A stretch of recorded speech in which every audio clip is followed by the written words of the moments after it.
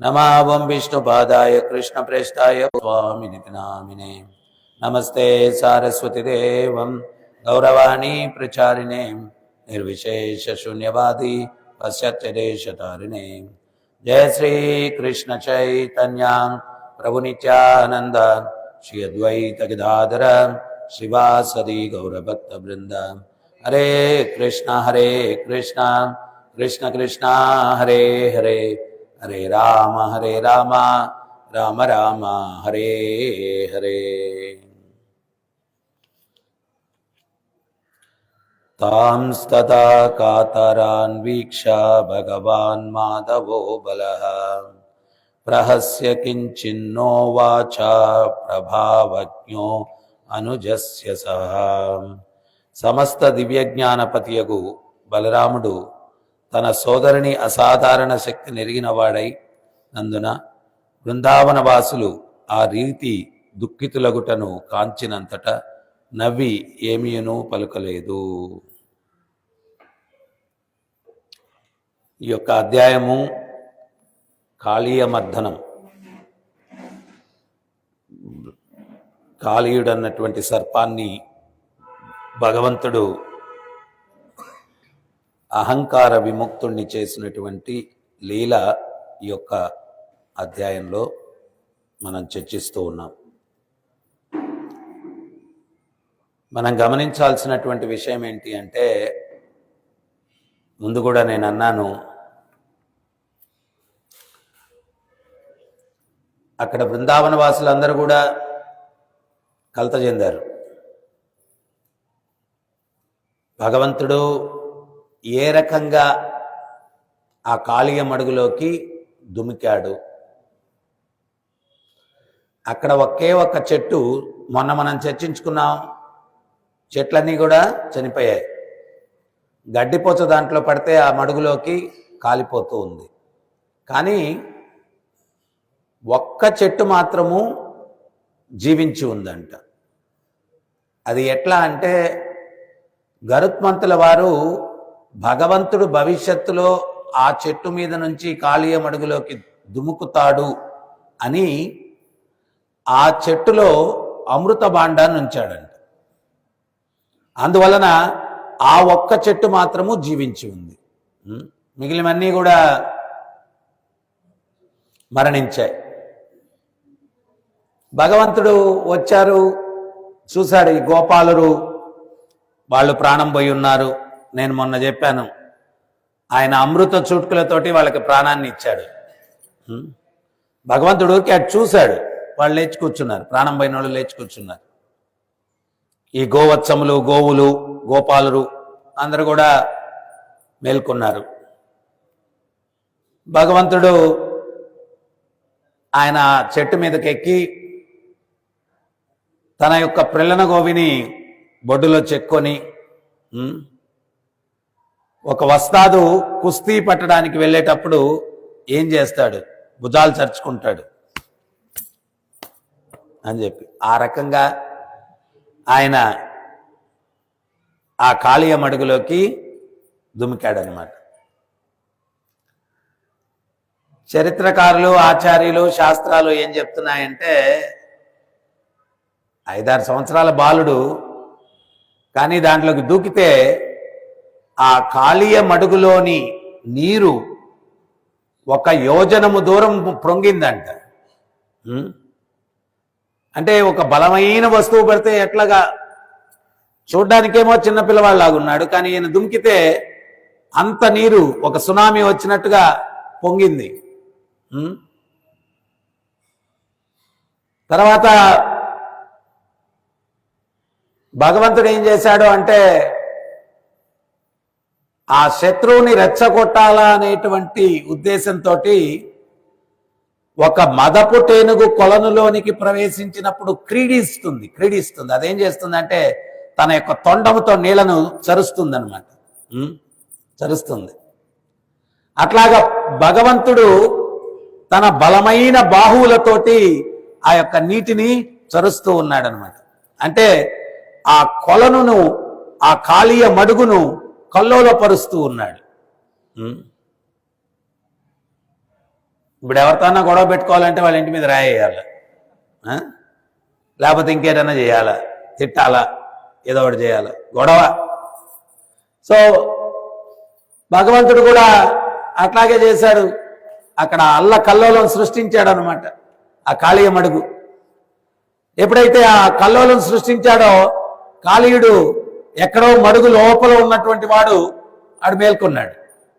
మేల్కొని ఏం చేశాడు, చాలా ఆగ్రహంతో బుసలు కొడుతూ ఆడు బుసలు కడుతూ ఉంటే విషజ్వాలలు బయటకు వస్తున్నాయన్నమాట నోట్లో నుంచి, విషజ్వాలలు. ఆడు బుసలు కొడుతూ వచ్చి భగవంతుణ్ణి తన యొక్క తోకతోటి బంధించేశాడు.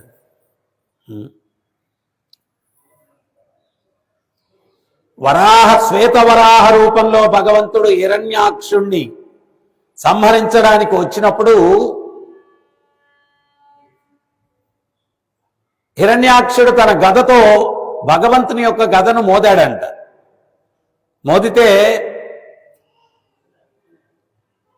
ఆ గద చేతిలో నుంచి పడిపోయింది, భగవంతుని చేతిలో ఉన్న గద పడిపోయింది. ఈ దేవతలందరూ కూడా ఏదన్నా ఒక సంఘటన జరుగుతుంటే అందరూ కూడా దాన్ని గమనిస్తుంటారు కదా. ఇప్పుడు నేను కూడా చూస్తూ ఉంటాను, ఎవరన్నా గొడవ పడతా ఉంటే ఆ గొడవను సరిదిద్దడానికి ప్రయత్నించే వాళ్ళు చాలా తక్కువ ఉంటారు, ప్రేక్షకులు ఎక్కువ ఉంటారు చూడ్డానికి. కాలక్షేపం చూద్దాం అని చెప్పి చుట్టూ చేరి ఉంటారు. సో ఈ దేవతలందరూ కూడా ఆకాశంలో మేఘాల చాటు నుంచి ఈ హిరణ్యాక్షుడు శ్వేతవరాహ రూపంలో ఉన్నటువంటి వరాహస్వామి వారి మధ్య జరిగేటువంటి యుద్ధం చూస్తున్నారంట. ఎప్పుడైతే స్వామి చేతిలో నుంచి గద పడిపోయిందో వాళ్ళందరూ కూడా భయపడిపోయి పారిపోతున్నారంట.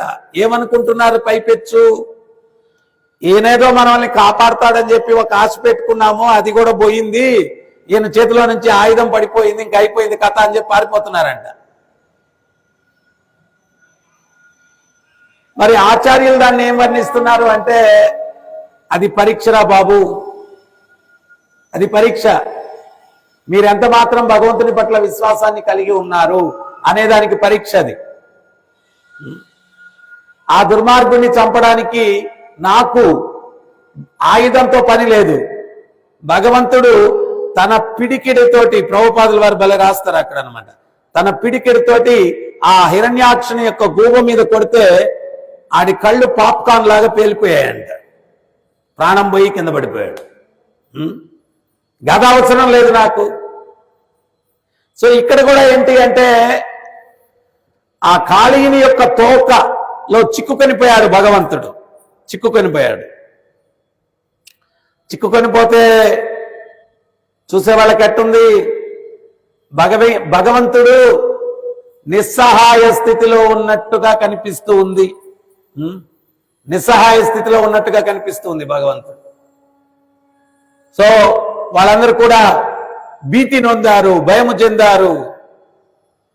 అయితే ఇక్కడ ప్రభుపాదుల వారి భాష్యంలో ఏం చెప్తున్నారు అంటే, నేను ఇందాక చెప్పినట్టు ఆ దేవతలు భయపడిన దానికి ఈ బృందావన వాసులు భయపడిన దానికి వ్యత్యాసం ఉంది. దేవతలు భగవంతుని యొక్క శక్తిని తక్కువగా అంచనా వేసి భయపడ్డారు, కానీ ఇక్కడ బృందావన వాసులు ఆ కాళీయ మడుగులో కాళీయ సర్పము యొక్క తోకలో చిక్కుకున్నటువంటి ఆ దేవదేవుడు కృష్ణుని చూసి ఎందుకు దుఃఖించారు అంటే, ఆ దేవదేవుని పట్ల ఉన్నటువంటి ప్రేమ వలన వాళ్ళు దుఃఖించారు. అక్కడ వాళ్ళ భయం వల్ల దుఃఖించారు, ఇక్కడ భగవంతుని మీద ఉన్నటువంటి ప్రేమ వల్ల వీళ్ళు దుఃఖించారు. వ్యత్యాసం అది, రెండు ఒకటే కాదు. ఆ భగవంతుని పట్ల ఎనలేని ప్రేమ, ఆ ప్రేమ వల్ల తట్టుకోలేకపోయారు ఆ స్థితి.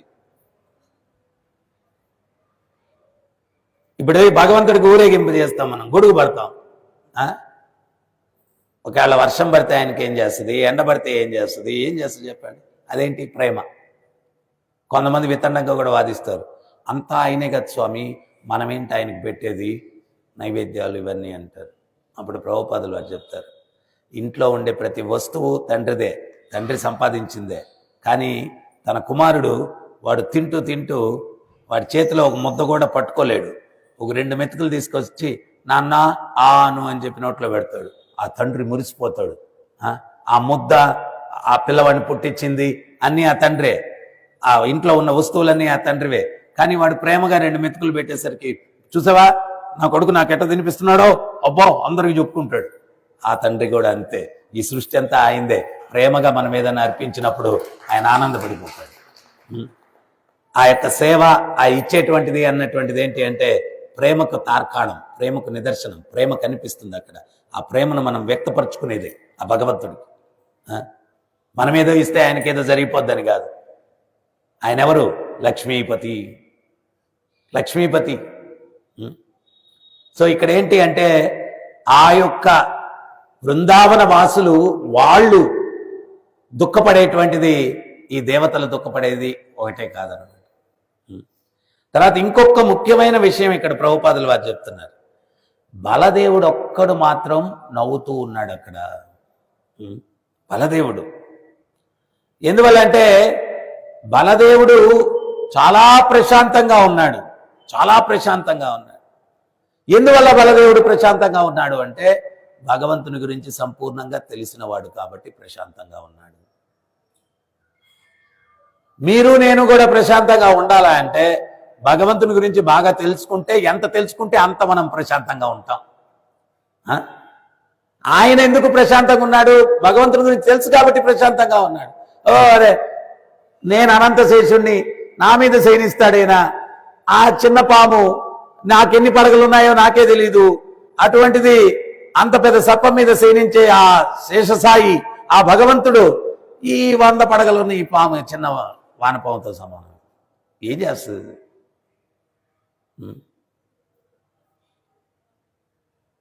భగవంతుడు కూడా ఆచార్యులు ఇంకోటి కూడా చెప్తారు. ఏంటి అంటే ఆధ్యాత్మిక జగత్తులో రౌద్ర రసం ఉండదంట. అక్కడ వైకుంఠంలో స్వామి ఒకవేళ కోరుకున్నా కానీ మన ఇద్దరం ఫైట్ చేస్తామంటే భలేవాళ్ళు స్వామి, మీతో ఏంది స్వామి, మేము ఫైట్ చేసేసాం, భలేవాళ్ళు స్వామి. అక్కడ ఫైటింగ్ ఉండదు, రౌద్ర రసం ఉండదు. కానీ స్వామికి అన్ని రసాలు కావాలా? ఆ రౌద్ర రసం ఎక్కడ తీర్చుకుంటాడు అంటే ఈ భౌతిక జగత్తుకు ఆయన లీల చేయడానికి వచ్చినప్పుడు ఇక్కడ మనలాంటి కొంతమంది చిల్లర రాక్షసులను పెట్టేస్తాడు. అరే ఆ రసం తీర్చుకుంటాను రా అని చెప్పి. సో అది భగవంతుడు ఏంటి అంటే అది ఒక క్రీడ, ఆయనకి ఒక ఆట. అది మనం ఇక్కడనే ఎవరితో కొట్లాడుకుంటే ఆట కాదు, అది అయిపోయింది కథ. భగవంతుడికి మాత్రం అది ఒక క్రీడ. సో ఆయన ఏం చేస్తాడు, ఇక్కడికి వచ్చినప్పుడు రకరకాలైనటువంటి ఈ యొక్క రాక్షస బుద్ధులు ఉన్నటువంటి వ్యక్తులతోటి ఆయన యుద్ధాలు చేసి ఆ రౌద్ర రసాన్ని తీర్చుకుంటాడు. రౌద్ర రసాన్ని తీర్చుకుంటాడు. ఇప్పుడు మనకే ఒకే యాక్టివిటీ ఎప్పుడు చేస్తా ఉంటే బోరు కొట్టేస్తుంది. నిన్న కూడా నేను గుళ్ళో అట్ట తిరుగుతూ ఉంటే ఒక 2 ఫ్యామిలీస్ ఆడ నిలబడి ఉన్నారు. రేపు ఎక్కడికి వెళ్తున్నావు అన్నాడు. ఏదో చెప్పాడు, ఎక్కడికి వెళ్తా ఉన్నాను. బా ఇక్కడ ఎప్పుడు ఇక్కడే ఉండి బోరు కదా, అందుకని అట్టా తిరిగి వస్తామని. మనకే వెరైటీలు మారుస్తూ ఉండాలా? మరి భగవంతుడు ఆయనకు కూడా రకరకాల వెరైటీ కావాలా? ఒకరోజు కొంగ రూపంతో ఉన్న రాక్షసుతోటి ఫైట్ చేస్తాడు, ఇంకో రోజు పాము రూపంతో ఉన్నటువంటి రాక్షసుడితో ఫైట్ చేస్తాడు, ఇంకో రోజు బండిలాగా ఉన్నటువంటి రాక్షసుడితో ఫైట్ చేస్తాడు, ఇంకొక రోజు పూతన అన్నటువంటి రాక్షసుతో ఫైట్. ఒక్కో రసం. సృష్టి ఆయనదే కదా, ఆయనే సృష్టించాడు ప్రతి ఒక్కడిని. ఎన్ని అనుభూతులన్నా ఆయన పొందొచ్చు, ఆయన కోరుకున్నట్టు అనుభూతులు పొందొచ్చు. సో ఈ కాళీయుడు ఆ తోకల్లో భగవంతుని బంధించేశాడు. బంధిస్తే వీళ్ళందరూ దుఃఖిస్తున్నారు. బలరాముడు మాత్రం ప్రశాంతంగా చూస్తూ ఉన్నాడు. భగవంతుడు ఏం చేశాడు, ఉన్నట్టుండి ఆయన యొక్క బరువును పెంచేశాడు. అష్టసిద్ధులకు మూలం మళ్ళా ఎవరు? భగవంతుడే. ఆయన ఎంత సూక్ష్మ రూపాన్నైనా దాల్చగలడు, ఎంత విశ్వరూపాన్నైనా కూడా దాల్చగలడు. ఇప్పుడు జీవుని యొక్క స్వరూపాన్ని దేంతో పోలుస్తారు పురాణాల్లో? ఇది ఎంట్రుక కొన భాగంలో 10,000 వంతు. ఆ జీవుని యొక్క హృదయంలో పరమాత్మగా కూర్చొని ఉన్నాడంటే ఆయన ఇంకెంత సైజు అంటే అంత చిన్నదైనా ఆయన తీసుకోగలడు రూపాన్ని. ఇంకా ఎంత పెద్దదైనా కూడా తీసుకోగలడు. ఆయన ఏం చేశాడు? ఆ కాళీయుడు తోకలో బంధించేస్తే బరువు పెంచాడు. మీరు కూడా మొయ్యగలిగినటువంటి వెయిట్ మొయ్యగలరు, భారం మీ శక్తికి మించిపోతే వదిలేస్తాం. సో ఈ కాళీయుడు ఆ భగవంతుని పట్టుకునే స్థాయి పోయింది. ఏం చేశాడు? పట్టు వదిలేశాడు. ఎప్పుడైతే పట్టు వదిలేశాడో ఆ తోకను పట్టుకుని భగవంతుడు ఏం చేశాడంటే ఒక్క జంప్ చేసి ఒక్క ఎగురెగిరి ఆ కాళీయుడు యొక్క పడగల మీద నిలబడుకున్నాడు. కాళీయుడు యొక్క పడగల మీద నిలబడుకొని నృత్యం చేయడం మొదలుపెట్టాడు. ఆయన ఒక్కొక్క తంతు ఉంటే వాడి యొక్క కడుపులో ఉన్నటువంటి కాలకోటి విషం దాన్ని కక్కుతూ ఉన్నాడు. విశ్వనాథ్ చక్రవర్తి ఠాకూర్ అదే చెప్తారు. ఏం చెప్తారంటే, మీరు కూడా ఆ భగవంతుణ్ణి నామాన్ని జపిస్తే, ఆ నామాన్ని మీరు ఉచ్చరించినప్పుడు మీ నాలుక మీద స్వామి నృత్యం చేస్తాడు. కాళీయుడి మీద ఎట్లా నృత్యం చేశాడో ఆ రకంగా మీ నాలుక మీద నృత్యం చేస్తాడు. కాళీయుడు పడగల మీద నృత్యం చేసి విషాన్ని ఎట్లా కక్కించాడో మీ నాలుక మీద నృత్యం చేసి మీ హృదయంలో ఉన్న కల్ముషాన్ని కక్కిస్తాడు భగవంతుడు అని చెప్పి విశ్వనాథ్ చక్రవర్తి ఠాకూర్ చెప్పారు. సో ఆ నామం కలియుగంలో కలికాలే నామరూపే కృష్ణ అవతార్. కృష్ణుడు నామరూపంలో ఉన్నాడు. ఆ నామాన్ని మనం ఉచ్చరించినప్పుడు మన హృదయంలో ఉన్నటువంటి కల్ముషం అంతా కూడా ప్రక్షాళన అయిపోతుంది.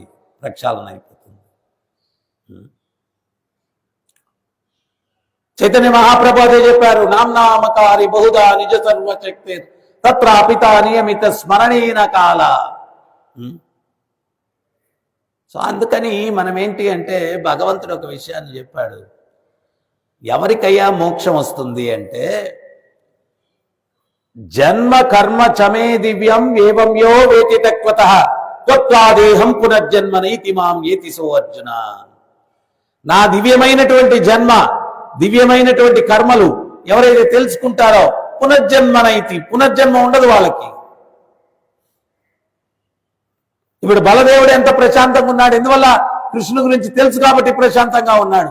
మనం కూడా ఆ భగవంతుని యొక్క జన్మ దివ్యమని, ఆయన లీలలు దివ్యమని, భౌతికానికి అతీతమని, ఆయనే మన నిజమైన తండ్రి అని, ఆయనే మన రక్షకుడు అని, ఆయనే మన శ్రేయోభిలాషి అని ఎప్పుడైతే మనం తెలుసుకుంటామో ప్రశాంతంగా జీవిస్తాం.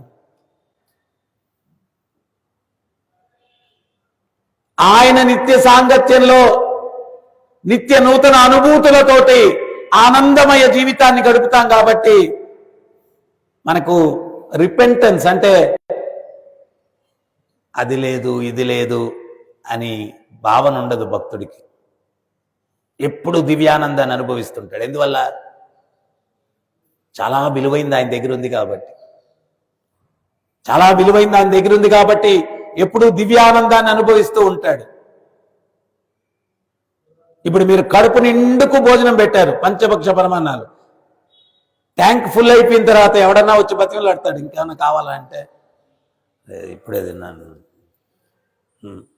కళ్ళు కాల కావాలనిపించినా కడుపు వద్దంటుంది, నిండిపోయింది కాబట్టి. సో ఆ రకంగా ఎప్పుడైతే కృష్ణతత్వంలో సంపూర్ణంగా నిమగ్నమైన వ్యక్తి పూర్ణత్వంలో ఉంటాడు. పూర్ణంగా ఉంటది. ఏమొద్దు ఫుల్, నేను ఫుల్, తృప్తిగా ఉంది. సో అందుకని ఆ భగవంతుని యొక్క విశేషమైనటువంటి లీలలు మనం తెలుసుకోవాలా. జన్మ కర్మ చమే దివ్యం. దివ్యం అంటే భౌతికానికి అతీతం. మన లీలలకి భగవంతుడి లీలలకి చాలా వ్యత్యాసం ఉంది. ప్రభుపాదులు చెప్పారు, ఎవరైనా భక్తుడు అవ్వాలని వస్తే నీ బ్యాక్గ్రౌండ్ ఏంటి అని అడగద్దు అన్నారు. ఆయన చూడండి ఎంత కరుణమయుడు. మామూలుగా ఎవరో వస్తారు మన గుడికి, వాడు నేను భక్తుడు అవుతాను అది ఇది అంటాను. ఓకే, మనం ఉత్సాహపడిపోయి జపమాలు ఇచ్చేసి చేయమని చెప్పి ఒకవేళ ఆశ్రమంలో ఉంటాను, మనం ఏమి ఎంక్వైరీ చేయం. వాడు దొంగ అయి ఉండొచ్చు, లేకపోతే ఇంకోటి అయి ఉండొచ్చు, ఎవరైనా అయి ఉండొచ్చు. అట్ట కూడా చూస్తాం. కొన్ని రోజులు ఉండి ఏదో ఎత్తుకొని వెళ్ళిపోతారు అనమాట. కానీ ప్రభుపాదులు వారు అడగద్దన్నారు. ఎందుకు అడగద్దన్నారంటే ఒక్కోడి బ్యాక్గ్రౌండ్ ఎంతెంత విషాదంగా ఉంటుందో ఎందుకు గుర్తు చేసి వాడిని డిస్టర్బ్ చేయడము అడగద్దు. మీరు వాడి బ్యాక్గ్రౌండ్ ఏంటి, ఒక్కొక్కరి బ్యాక్గ్రౌండ్ ఒక్కోసారి నేను విన్నాను కూడా చాలా సందర్భాల్లో. ఒకరిని ఇంకొకరు అడుగుతారు అనమాట, ఏంటి నీ కథ ఏంటి అది అవన్నీ ఎందుకబ్బా గుర్తు చేయడం, ఏదో ప్రశాంతంగా మర్చిపోయి ఉన్నాను నేను. మన లీలలు అట్లాగా ఉంటాయి. కానీ భగవంతుని యొక్క లీలలు ఎట్లా ఉంటాయి అంటే వినంగా వినంగా వినంగా మాధుర్యం పెరుగుతుంది, మాధుర్యం పెరుగుతూ ఉంది. అది ఎంత వింటే అంత మాధుర్యం పెరుగుతుంది, అంత మాధుర్యం పెరుగుతుంది. ఉదాహరణకి భగవంతుని యొక్క నామం. ఇప్పుడు మామూలుగా ఏదైనా ఎంత హిట్ సాంగ్ అయినా, సినిమా సాంగ్ అయినా ఏదైనా, అది ఒక వారం రోజులు పాడతారు, ఒక 10 రోజులు పాడతారు, మళ్ళీ కొత్త సాంగ్ వచ్చేస్తుంది, మర్చిపోతాను. నేను హరే కృష్ణ మంత్రం దగ్గర 40 సంవత్సరాల నుంచి జపం చేస్తా ఉన్నాను. కానీ ప్రతిరోజు నూతనంగానే ఉంటుంది. అదేదో బోరు కొట్టేసి లేదు ఇంకేదైనా మంత్రం మారుద్దాం లేకపోతే ఇంకోటి లేదు. మళ్ళీ ఈ కృష్ణుడు లీలలు, ఈ కాళీయ లీల అన్నటువంటిది జీవితంలో ఎన్నోసార్లు చర్చించుంటాను. కానీ ఇప్పుడు మళ్ళా చర్చించుకుంటుంటే నేను ఇందా చెప్తున్నాను, కృష్ణుడు ఆయన తోకతో బంధింపబడ్డాడు, ఇవన్నీ మైండ్లో కనిపిస్తూ ఉంది. అదంతా కూడా ఒక దృశ్యం మైండ్లో కనిపిస్తూ ఉంది. అది ప్రతిసారి చర్చించుకున్నప్పుడు నిత్య నూతనంగానే ఉంటుంది. అది భగవత్ లీలకి మన యొక్క గోలకి వ్యత్యాసం అన్నమాట. మనవి లీలలు కాదు, గోళలు. ఎవరికి ఇంట్రెస్ట్ వద్దురా బాబు నాయన మర్చిపోయి నన్ను మళ్ళీ గుర్తు చేస్తాను దేనికి రా నాయన. మనవన్నీ గోళలు, భగవంతుడివి లీలలు, అద్భుతం. మళ్ళా వినాలనిపిస్తుంది, మళ్ళా వినాలనిపిస్తుంది. చాలా అద్భుతంగా ఉంది. అయితే దురదృష్టం ఏంటి అంటే అవి గోళ అని తెలిసినా కానీ బయటపడడానికి అంటే బలహీనత.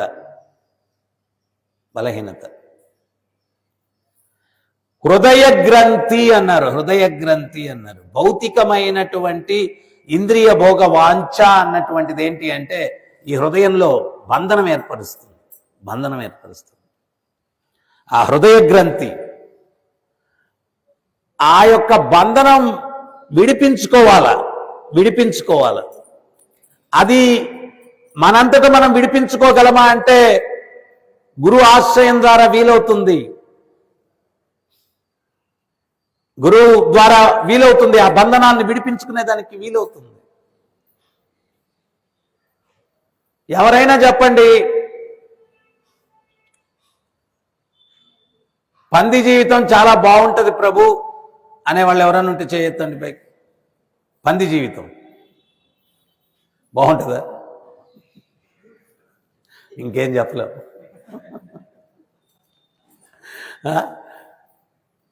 మామూలుగా చాలా దుర్భరం. అది మురుగుదొడ్లలో తినేది మలం అట్లా ఉంటుంది. మరి ఇంద్రభోగం ఎట్లుంటుంది చెప్పండి? ఇంద్రభోగం బ్రహ్మాండంగా ఉంటుంది. అదే ఇంద్రుడు పంది జన్మెత్తితే ఎట్లుంటుంది చెప్పండి? బ్రహ్మ శాపానికి గురి అయ్యి పంది జన్మెత్తాడు ఇంద్రుడు. ఎక్కడ? రాజమహేంద్రవరం మార్కెట్ యార్డ్లో. ఆ మార్కెట్ యార్డ్లో దొరికిందంతా తింటా ఉన్నాడు. ఆ గట్టర్ల దగ్గర అక్కడ ఇక్కడ తింటా ఉన్నాడు. దేవతలందరూ బ్రహ్మ దగ్గరికి వెళ్ళి, అయ్యా రాజు లేని రాజ్యం అయిపోయింది, మా రాజు ఇంద్రుని తెచ్చేయండి అయ్యా మళ్ళా అన్నాడు. బ్రహ్మ అన్నాడు, మాయ అంత ఛేదించడం కష్టం, మీ రాజును తేవడానికి ప్రయత్నం చేస్తాను, చూస్తాం. బ్రహ్మ వచ్చాడు. ఈయన ఒక మంచి ఫ్యామిలీ, పంది భార్య, పంది పిల్లలు, ఒక 60 మంది అప్పుడే పుట్టారు. పరివారంతో మార్కెట్ యార్డ్లో విహరిస్తా ఉన్నాడు అనమాట. బ్రహ్మ వచ్చాడు. ఏ ఇంద్ర అన్నాడు. తలపైకి ఎత్తాడు. నిన్నే అన్నాడు. చెప్పండి అన్నాడు. ఇంకెంతకాలం ఈ జన్మ వచ్చాయి అన్నాడు. అంటే ఏమంటున్నాడు తెలుసా? ఇంద్రుడు పంది రూపంలో ఎక్కడికి పోయినా అసూయ, ద్వేషం, కుట్రలు. నేను ఇక్కడ హ్యాపీగా ఉంటే మీకేం ఇష్టం లేదు, వచ్చేయమంటున్నారు. చూడండి, నా భార్య, అందమైన భార్య పంది పక్కన అంటుంది. ముక్కు వచ్చేలా మీ పిల్లలు అన్నాడు. 60 మంది వాళ్ళు వాళ్ళు. ఇంత అద్భుతమైన ఫ్యామిలీతో నేను ఇక్కడ ఉంటే నన్ను డిస్టర్బ్ చేయడానికి వచ్చావా? బ్రహ్మకి 4 తలగలాయలు ఫీజులు ఎగిరిపోయినాయి. ఇంద్రభోగం ఎక్కడా? ఈ పంది జన్మ ఎక్కడా? అక్కడ రంభా, ఊర్వశి, మేనక, తిలోత్తమ వాళ్ళెక్కడా? ఈ బ్యూటిఫుల్ పంది భార్య ఎక్కడా? ఏంటిది? ఎట్లా బా? కొంచెం దూరంలో కసాయి వాడు కత్తి నూరుతున్నాడంట. కత్తి నూరుతా ఉన్నాడు.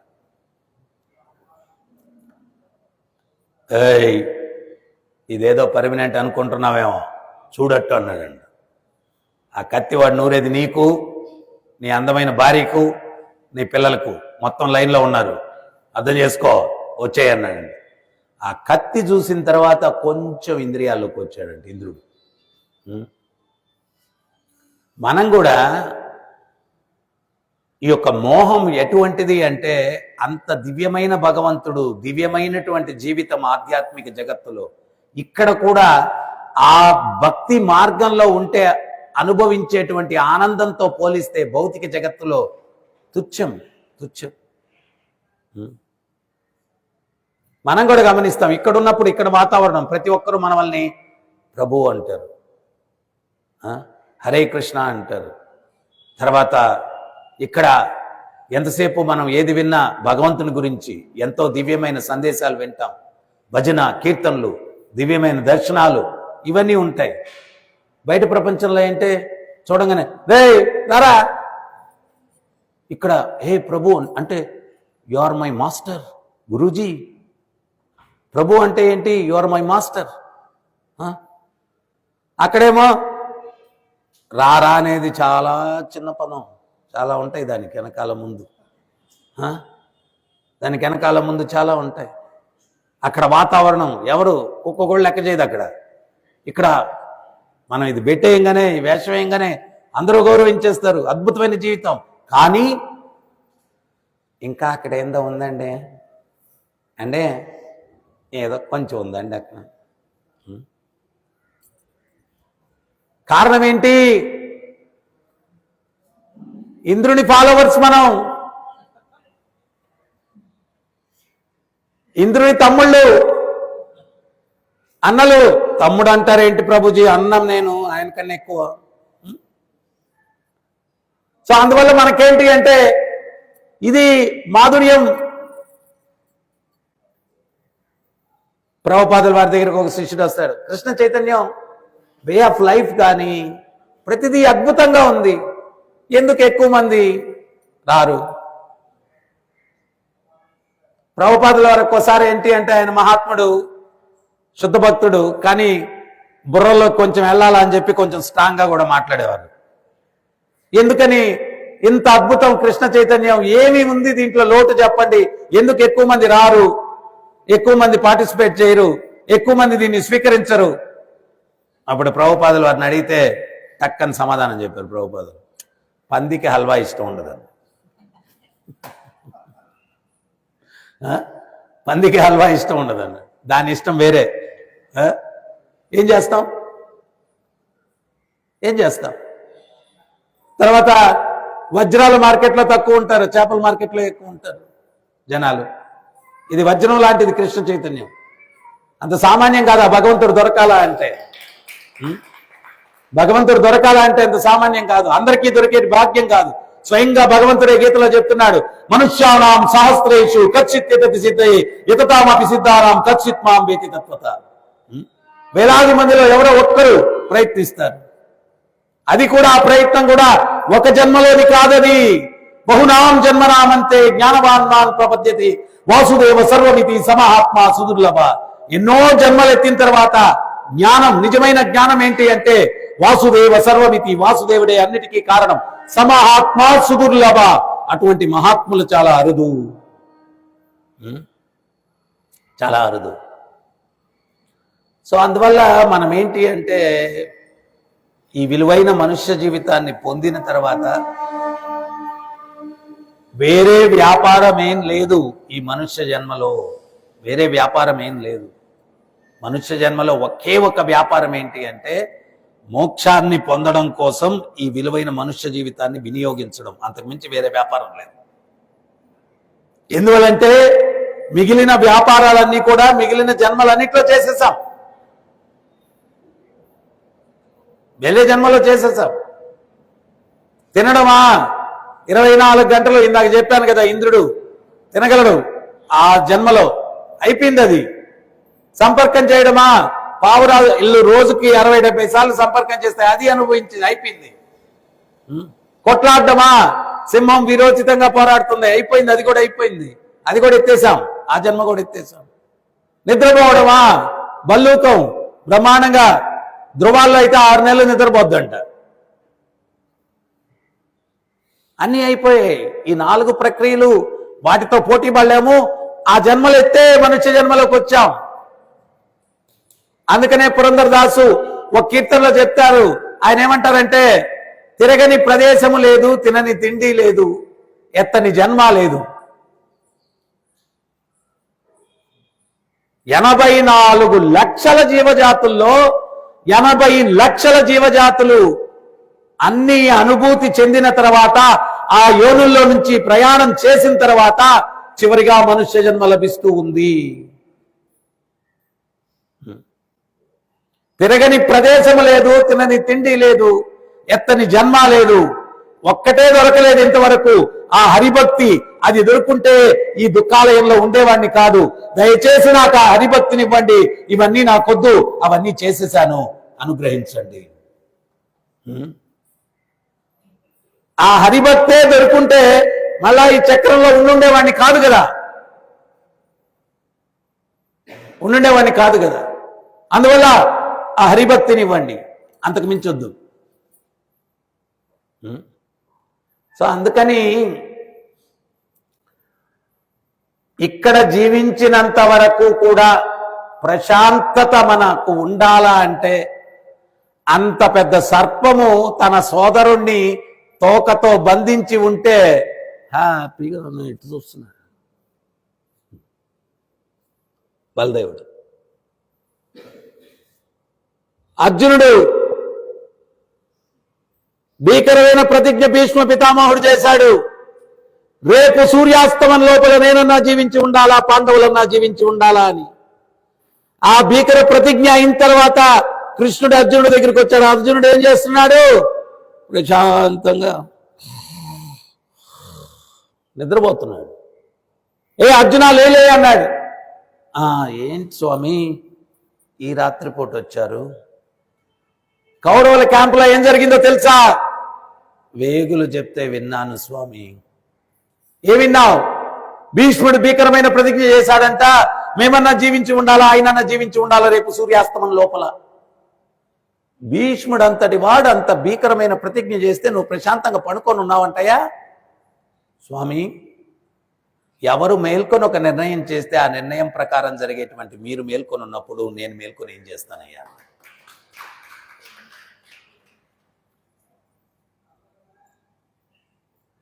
మనకు చిన్న చితక, చాలా చిన్న చితక థ్రెట్, దానికి నిద్ర పట్టదు మనకు.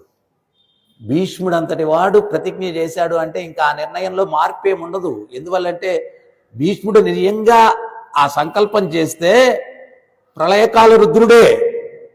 భీష్ముడు ప్రళయకాల రుద్రుడే.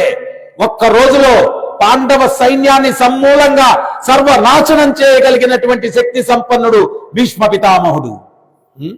అటువంటి వ్యక్తి ప్రతిజ్ఞ చేస్తే ఈయన ప్రశాంతంగా పడుకొని ఉన్నాడు.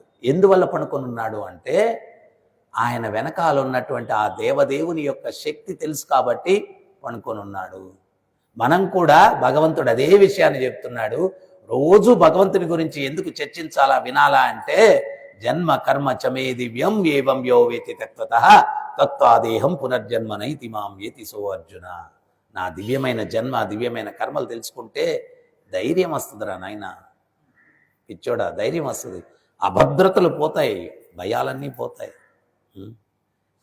నువ్వేదైతే మాధుర్యమైన జీవితాన్ని కోరుకుంటున్నావో నన్ను స్మరించు, నీకు అన్ని రకాల మాధుర్యాలు నా నుంచే నువ్వు పొందుతావు, నా నుంచే నువ్వు పొందుతావు. సో అందుకని ప్రభుపాదుల వారు ప్రపంచానికి ఒక అద్భుతమైనటువంటి వాతావరణాన్ని ఏర్పాటు చేశారు. ఏంటది అంటే, ఇది ప్రభుపాదుల వారు చెప్పారు, ఈ ప్రాంగణం ఏదైతే ఉందో ఇది భౌతిక జగత్తు కాదు. హైదరాబాద్కి వెళ్తే అమెరికన్ ఎంబసీ ఉంటుంది. ఆ ఎంబసీలో అది భారతదేశం కాదు, ఆ ఎంబసీ ఉన్నటువంటి ప్రదేశం భారతదేశం కాదు. అక్కడ మన రూల్స్ ఏం చెల్లవు. అక్కడ ఆ ప్రాంగణం, ఆ ఎంబసీ లోపల అంతా అమెరికన్ రూల్సే చెల్లుతాయి అన్నమాట. అది మినీ అమెరికా, అది ఏది ఎంబసీ అనేటువంటిది. అదే రకంగా ప్రభుపాదులు వారు చెప్పారు, ఆధ్యాత్మిక జగత్తు యొక్క ఎంబసీ ఇస్కాన్ టెంపుల్ అని చెప్పారు. ఇక్కడ కృష్ణుడే అధికారం, ఆచార్యుడే అధికారం. ఇక్కడ ఆ కృష్ణ ప్రేమ దొరుకుతుంది. మనం ప్రతినిత్యం కృష్ణుణ్ణి కీర్తించేటువంటిది, స్మరించేటువంటిది, ధ్యానించేటువంటిది, తెలుసుకునేటువంటిది అన్ని అవకాశాలు కూడా ఇక్కడ లభిస్తాయి. దానివల్ల ఏమవుతుంది, బలదేవుడు ప్రశాంతంగా ఉన్నట్టుండొచ్చు, అర్జునుడు ప్రశాంతంగా ఉన్నట్టుండొచ్చు, ప్రహ్లాదుడు ప్రశాంతంగా ఉన్నట్టుండొచ్చు. ప్రహ్లాదుడు చిన్నపిల్లోడు కదా, అర్జునుడు అన్న పెద్దోడు, 5 years. ఆయన మంటలతో దోసేస్తున్నారు. ఎవడన్నా పిల్లోని ఇస్త్రీ పెట్టి వాత పెడతా అంటే వాడు అంటాడు. ఇస్త్రీ పెట్టికి పెట్టరు, ఊరికే భయపిస్తారు, దానికే భయపడిపోతారు. ఈయన నిజంగానే తోసేస్తున్నారు, ఈయన కూల్గా ఉన్నాడు. ఏమం ప్రసన్న మనసు, చాలా ప్రశాంతంగా ఉన్నాడు. ఆ రాక్షస సైనికులకి మనసు అప్పట్లేదు. అరే నాయన, నిన్ను చూస్తే ముక్కు పచ్చలారనోడివి, చాలా చక్కగా ఉన్నావురా బాబు, మీ నాన్నగారి మాటలు వినేయచ్చు కదా, మేము నిన్ను చంపలేకుండా ఉన్నాం. ప్రహ్లాదుడు అన్నాడు, ఏంటి మీరు నన్ను చంపాలనుకుంటే చంపేస్తారా? మా నాన్న అనుకుంటే మీరు చంపేస్తారా? శరీరాలు పెరిగాయి కానీ బుద్ధులు పెరగలేదండి మీకు. మా నాన్నగారు మీరు అనుకుంటే నేను చావను, ఆ శ్రీహరి నిర్ణయిస్తేనే నేను మరణిస్తాను. ఆ శ్రీహరి నిర్ణయించాలా, మీరు నిర్ణయిస్తే నేను చావను. ప్రశాంతంగా మీ పని మీరు చేసుకోండి. అది విశ్వాసం. ఆ విశ్వాసం ఎక్కడి నుంచి వస్తుంది? ప్రతినిత్యం నిత్యం భాగవత సేవయా భగవతి ఉత్తమ శ్లోకే భక్తి భవతి నైష్టికి. అనునిత్యం భాగవతాన్ని మనం శ్రవణం చేయడం వల్ల విశ్వాసం వస్తుంది, విశ్వాసం వస్తుంది. సో అందుకని ప్రభుపాదుల వారి ప్రపంచానికి, అంటే ప్రాపంచిక దృష్టితో ఉన్న వ్యక్తులకు ప్రభుపాదుల వారు ప్రపంచానికి ఏమిచ్చారో తెలియదు. ఆయన ఇచ్చింది చరిత్రలో ప్రపంచానికి ఎవ్వరూ ఇవ్వలేదు. అంత గొప్పదాన్ని, కృష్ణ చైతన్యం అనేదాన్ని ప్రభుపాదుల వారు బహుమతిగా ప్రపంచానికి ఇచ్చారు. సో అందువల్ల మనం దాన్ని వినియోగించుకుంటూ ఇతరులకు ఇవ్వడానికి ప్రయత్నం చేయాలి. ప్రభుపాదుల వారు ఒక చిన్న ఉదాహరణ ఇస్తారు. పెన్సిలిన్ బ్రదర్స్ ఆ ఇంజెక్షన్ కనుక్కున్నప్పుడు నాకు నా కుటుంబానికి అని ఉంచుకోలేదని ప్రపంచానికి ఇచ్చేశారు. ఆఫ్టర్ ఆల్ ఒక చిన్న మెడిసిన్ అది. కానీ ఈ కృష్ణ చైతన్యం అన్నటువంటి మెడిసిన్ అన్నిటికీ ఇదే వైద్యం. దీన్ని తీసుకుంటే అన్ని రోగాలు పోతాయి. అటువంటి ఇంత గొప్ప ఔషధాన్ని మన దగ్గర పెట్టుకొని మనం కృపణుడిలాగా మనము సరిగ్గా తీసుకోకుండా ఇతరులకు ఇవ్వకుండా ఉంటే వ్యర్థం. సో అందుకని మనం దీన్ని సక్రమంగా తీసుకొని ఇతరులకు ఇచ్చి వాళ్ళ దుఃఖాన్ని కూడా పోగొట్టడానికి ప్రయత్నం చేయాలి. లేదండి మేము ఇంద్రుడి తమ్ముళ్ళం అండి అంటే ఇంక మనం ఏం చేయలేం. మళ్ళా బ్రహ్మ వచ్చి కత్తి చూపించాలి. హరే కృష్ణ. ఎవరికైనా ఏమైనా సందేహాలు ఉన్నాయా, డౌట్స్? ఆ, అది ఇప్పుడు చెప్పమంటారా? అంతవరకు చెప్పాను, రేపు చెప్తాను మళ్ళీ అది పూర్తి. అప్పుడు రేపు కూడా వస్తారు మీరు. ఇంకేమైనా డౌట్స్ ఉన్నాయా?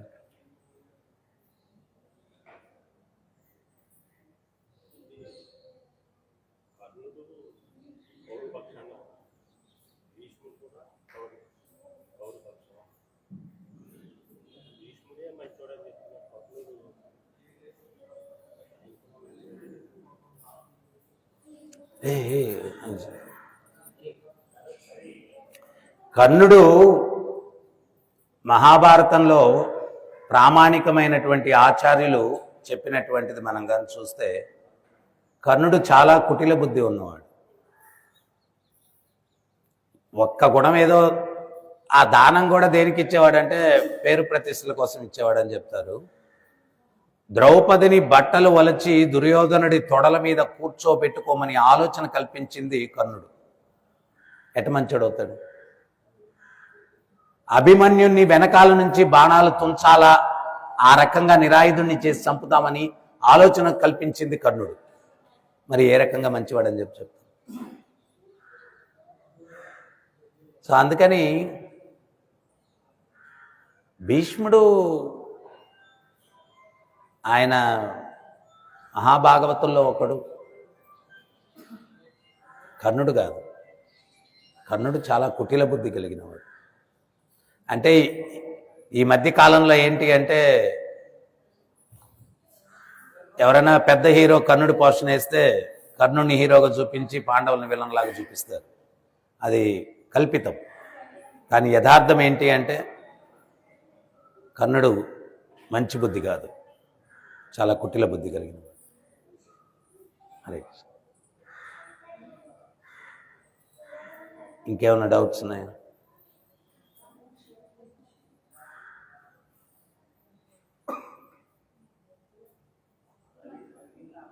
ఆ కథ చెప్పేస్తాను, ఎందుకు వాళ్ళు.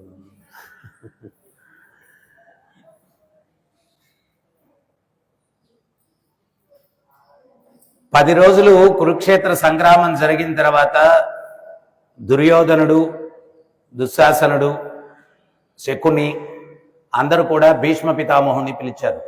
పిలిచి, ఒక్క పాండవుని కూడా నువ్వు చంపలేదు, మరి నీ వీరత్వం దేనికి, సూరత్వం దేనికి, అది ఇది అన్నారనమాట. అంటే భీష్ముడు భీకరమైన ప్రతిజ్ఞ చేశాడు. రేపు సూర్యాస్తమం లోపల నేనన్నా జీవించి ఉండాలా, పాండవులన్నా జీవించి ఉండాలా అని చెప్పి భీకరమైనటువంటి ప్రతిజ్ఞ చేశాడు. చేస్తే అప్పుడు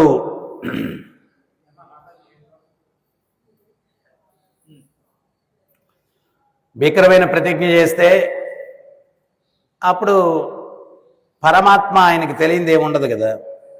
కృష్ణుడు లేచి అర్జునుడి దగ్గరికి వచ్చాడు. అర్జునుడు పడుకొని నిద్రపోతా ఉన్నాడు. నిద్రపోతా ఉంటే లేపి అడిగాడు, ఏమయ్యా కౌరవుల క్యాంపులో ఏం జరిగిందో తెలుసా అన్నాడు. వేగులు చెప్తే విన్నాను స్వామి అన్నాడు. ఏ విన్నావు? భీష్ముడు ప్రతిజ్ఞ విన్నాను. అంత భీకరమైన ప్రతిజ్ఞ చేస్తే నువ్వు నిద్రిస్తున్నావా, నిద్రట పట్టిందాయా నీకన్నాడు. దానికి సమాధానంగా అర్జునుడు అన్నాడు, ఎవరు మేల్కొని ఒక నిర్ణయం చేస్తే ఆ నిర్ణయం ప్రకారం జరిగేటువంటి మీరు మేల్కొని ఉన్నప్పుడు నేను మేల్కొని ఏం చేస్తాను స్వామి అన్నాడు. అంతేనంటావా అన్నాడు. స్వామి మీరు అనుమతిస్తే నిద్రపోతాను, రేపు మళ్ళీ యుద్ధం చేయాలి కదా అన్నాడు. సరే పడుకో అన్నాడు. ఈయనేం చేశాడు, ద్రౌపది దగ్గరికి వెళ్ళాడు. మా ద్రౌపది రా నాతోటి అన్నాడు. ఎక్కడికి స్వామి? రామ్మ చెప్తాను. ద్రౌపదిని తీసుకుని కౌరవుల క్యాంప్ దగ్గరికి వెళ్తున్నాడు. ఆమె నడుస్తూ ఉంటే పాదరక్షల శబ్దం వస్తుందంట. సీక్రెట్గా పోయే విషయం కదా. ఆ శబ్దానికి ఎవరన్నా నిద్రలేసి ఏమైనా పట్టుకుంటే ఏం లేను, అమ్మా పాదరక్షలు వదిలేయి అన్నాడంట. ఆ పాదరక్షలు తీసి కృష్ణుడు తన చేతిలో పట్టుకున్నాడు. ఎవరివి? ద్రౌపదివి. తర్వాత దోవతికి ఉన్నటువంటి కుచ్చ ఆ ముందుది తీసి చీరలా కప్పుకున్నాడు. కప్పుకొని ఒక స్త్రీ నడిచినట్టుగా, అంటే ఆమెమో ఇంతకుముందు స్త్రీలు ముసుగేసుకొని వెళ్ళేటువంటి వారు, ద్రౌపది ముందు వెళ్తూ ఉంది.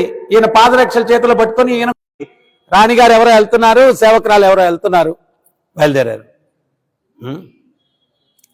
బయలుదేరారు. నేరుగా భీష్ముడు ఉండేటువంటి గుడారం దగ్గరికి వెళ్ళారు. వెళ్తే అక్కడ భీష్ముడు వీళ్ళన్న మాటలకి భక్తుడికి భగవంతుడిని సేవించుకునేది పని, భగవంతుడికి భక్తుల్ని సేవించుకునేది పని. ఎల్లవేళలా కృష్ణాని ఒక్కడు అని మొదలు పెట్టాడంటే జీవితం ఇంకా వాడిని గమనించుకుంటూ ఉంటాడు. ఆయన నన్ను కృష్ణ అన్నాడు కదా, వాడి సంగతి, వాడి యోగక్షేమం నేను చూసుకోవాలి కదా. ఆయన బిజీనే, ఎప్పుడు తన భక్తుల్ని యోగక్షేమాలు చూసుకుంటూ ఉంటాడు. తన భక్తులు యోగక్షేమాలు చూసుకునే దాంట్లో దేవతలకు కూడా పని పెట్టడు, ఆయనే స్వయంగా చూస్తూ ఉంటాడు. ఆయనే స్వయంగా చూస్తూ ఉంటాడు.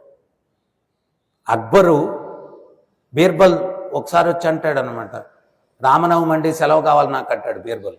సరే తీసుకో అంటాడు. కృష్ణాష్టమి సెలవు కావాలా తీసుకో, నరసింహ చతుర్దశి సెలవు కావాలా తీసుకో. కొన్ని రోజులు తీసుకో అన్న తర్వాత ఆయనకు కూడా విసుగు వస్తుంది అనమాట. మీ దేవుడికి ఏం పని లేదా, ఇన్నిసార్లు వస్తాడు, ఇన్ని సెలవులు అన్నాడు. సమయం వచ్చినప్పుడు చెప్తాలే స్వామి అన్నాడు. ఈయనేం చేశాడంటే చమత్కారంగా ఒక ఆర్టిస్ట్ని పిలిపించి అక్బర్ కుమారుడిలాగా ఒక బొమ్మను తయారు చేయించి ఒక పనామికి చెప్పాడు. ఆయన కొలువు తీరున్నప్పుడు కొలువు ముందు ఒక కొలను నిందంట. ఈ పిల్లోడికి ఏదో తినిపిస్తున్నట్టుగా ఆ బొమ్మకి నువ్వు నటిస్తూ తీసుకెళ్ళి ఆ కొలంలో పడేయాలి. అవనిందంట, రాజులతో చెలగాటం కాదు, ప్రాణానికి తెచ్చుకుంటాను, నేను చేయను అనిందండి. నేను మంత్రిని కదా, కాపాడతాను, నేను చెప్పినట్టు చెయ్యి అన్నాడు. ఆ బొమ్మను తీసుకొని ఏదో తినిపిస్తున్నట్టుగా అక్బర్ కుమారుడు లాగానే ఎగ్జాక్ట్గా ఉన్నాడు. ఆ కొలం దగ్గరికి వెళ్ళి దర్బార్లో సింహాసనం మీద కూర్చొని ఉంటే కొలంలో పడేసింది. అక్బర్ సింహాసనం మీద నుంచి కిందకు దూకేసి పరిగెట్టుకుంటూ వెళ్ళిపోయి ఆ కొలంలో దూకేసి ఆ బొమ్మను కాపాడేశాడు అన్నమాట. తీరా చూస్తే బొమ్మ అది, ఎవడి పని చేసిందని చాలా కోపం వచ్చాడు. అప్పుడు బీర్బల్ వచ్చాడు, స్వామి ఇక్కడ మంత్రులు ఉన్నాం, సేనాపతులు ఉన్నాం, సైనికులు ఉన్నారు, పుర ప్రజలు ఉన్నారు, మీరెందుకు దూకారు దాంట్లో అన్నాడు. ఎవరో ఒకరు దూకి కాపాడతారు కదా, మీరెందుకు దూకారు అన్నాడు. నా బిడ్డ కాబట్టి నేను దూకాను, ఏమంటావు పిచ్చా చాదస్తమా నీకు, నా బిడ్డ అందుకని నేను దూకాను. మీరు ఒకసారి నన్ను అన్నారు కదా మీ భగవంతుడు పదే పదే ఎందుకు వస్తాడని, ఆయన భక్తుల్ని తన బిడ్డల్లాగా ఆయన భావిస్తాడు కాబట్టి వాళ్ళను రక్షించడానికి పదే పదే వస్తుంటాడు మా భగవంతుడు, పదే పదే వస్తుంటాడు. సో ఎల్లవేళలా భగవంతుడు ఆ కృష్ణ కృష్ణ కృష్ణ అని తప్పించేటువంటి భక్తుల వాళ్ళ యోగక్షేమాలు చూసుకునే సేవలో ఆయన ఉండిపోతాడు అన్నమాట. ఆయన ఉండిపోతాడు. అయితే మనం చేయాల్సింది ఏంటి అంటే మన ఛార్జ్ కంప్లీట్గా ఆయన తీసుకునేటట్టుగా ఆయనకు అనుమతి ఇవ్వాలి. మనకిప్పుడు సందేహం కలగద్ది, మరి నేను కష్టాల్లో ఉన్నాను కదా ప్రభు, రావట్లేదేంటి, పూర్తి శరణాగతి లేదు. నువ్వు పూర్తి శరణాగతి లేకుండా వచ్చేసావనుకో మనం ఏమంటాం తెలుసా, ఏమయ్యా నేనేమన్నా పిలిచానా వచ్చేసావేంటి అంటాం. అందుకని రావట్లే. ద్రౌపది పిలిచింది, ఆ వస్త్రాలు లాగేస్తూ ఉంటే కృష్ణ అనింది, రాలా కృష్ణుడు, కృష్ణ అనింది రాలా, కృష్ణ అనింది రాలా. చాలాసార్లు అన్న తర్వాత వచ్చాడు. అది అయిపోయిన తర్వాత ద్రౌపది అడిగింది, మొదట పిలిచినప్పుడే వచ్చుండొచ్చు కదా స్వామి, ఎందుకు ఇంత టెన్షన్ పెట్టావు నన్ను. అప్పుడు కృష్ణుడు అన్నాడు, నాదేం తప్పలేదమ్మా, నువ్వు కృష్ణ అన్నప్పుడు నేను సిద్ధమైపోయాను రావడానికి, కానీ మనసులో భీష్ముడు ఏమన్నా కాపాడతాడేమో అని చెప్పి నీ దృష్టి భీష్ముడి మీద పెట్టావు, ఆగిపోయాను. మళ్ళా కృష్ణ అన్నావు, రావడానికి సిద్ధమయ్యాను, మళ్ళా ద్రోణాచార్యుడి మీద పెట్టావు, ఆగిపోయాను. మళ్ళా కృష్ణ అంటే మళ్ళా సిద్ధమయ్యాను, భీముడు ఏమన్నా కాపాడతాడేమో భీముని మీద పెట్టావు. చివరికి ఎవ్వరూ లేదు దిక్కు. హే కృష్ణ కరుణా సింధో దీనబంధో జగత్పతే గోపేశ గోపికాకాంత రాధాకాంత నమోస్తుతే, మీరే దిక్కు, ఇంకెవరు లేరని రెండు చేతులు ఎత్తి శరణాగతి ఎప్పుడైతే పొందావో వచ్చాను. మనం కూడా కీర్తన చేసేటప్పుడు రెండు చేతులు ఎత్తుతాం, ఎట్టా ఇక్కడ పడలేదు శరణాగతి, ఇట్టన చూపిద్దాం పడ్డామన్నట్టు.